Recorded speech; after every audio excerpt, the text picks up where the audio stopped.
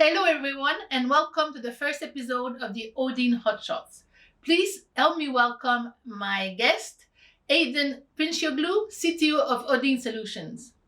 Aydin, welcome to the hot seat. Hi, Isabel. Great to be here. So, Aydin, we recently published a market insight discussing the evolution of virtualization with you in cooperation with Odine Solutions. And during in that market insight, we were discussing the evolution of virtualization and the potential impact it may have on the voice business going forward. Well, what is your view about the evolution of virtualization? Sure. Virtualization has rapidly evolved in the 20 or so years since it was mainstreamed. It's now the de facto deployment model for enterprises and is what powers the public clouds of hyperscalers like AWS, Azure, and Google. Though enterprises were the first to adopt virtualization for their private clouds, we've seen a significant migration trend to public clouds, which was further accelerated in the last year. And what I consider the latest phase of the evolution is the migration from virtual machines to containers. Whereas virtualization virtualizes the underlying hardware, containerization virtualizes the operating system. And when compared to VMs, these containers consume fewer resources, are portable, are easier to orchestrate, and are the vessel of choice for cloud-native applications, often running as a collection of microservices in containers.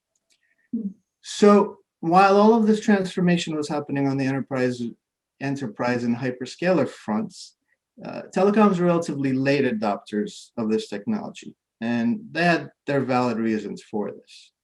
They had to be sure that the technology was mature, robust, and stable, and could deliver the user plane throughput that they required.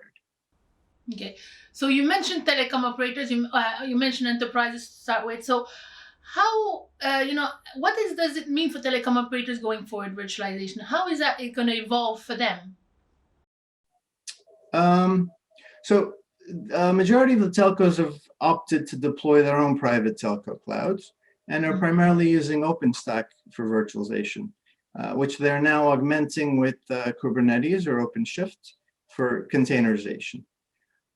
Over the last year or so, we're also seeing some telcos that have chosen to partner with the hyperscalers and are migrating some of their workloads to public and now edge clouds operated by the hyperscalers. Now, having said this, I still believe that not all types of workloads are suitable for public clouds and recommend that telcos do their due diligence if they choose to go down that route, especially around traditional telco 5 nines availability, cloud lock-in, performance, and security.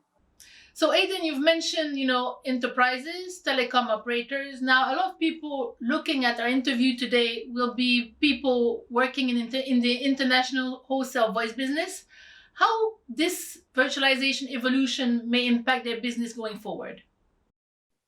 Sure. Let me answer this question by using the Swiss Army knife of wholesale voice domain, the session border controller, aka the SBC, as an example. Whereas in the past, you needed specialized and costly appliances or large chassis to run wholesale peering SBCs, virtualization stacks running on commodity servers have matured to the point where we're now deploying high-performance virtualized SBCs from multiple partners in our customers' clouds and or as managed SBCs in our own clouds. And this is also true for other voice elements such as soft switches and STPs. And in this virtualized world, what happens when you need to scale up simultaneous session or CPS capacity? Well, you can either spin up additional VSBCs on the same commodity hardware, or you can virtually increase the resources allocated to the SBC and scale up that way.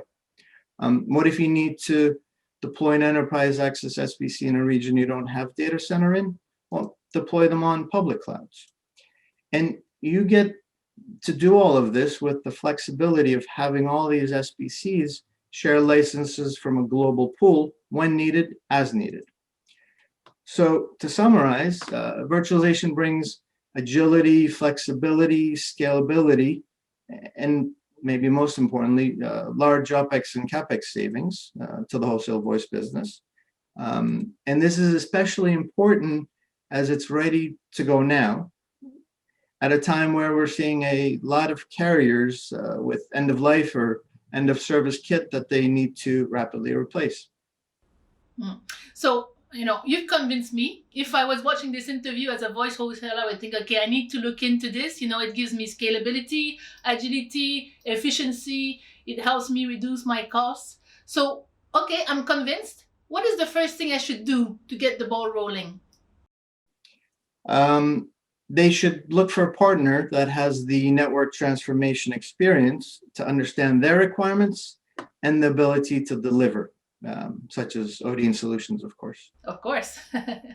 Okay, well, Aydin, this was super interesting. Thank you so much for being one of my victims on the hot seat.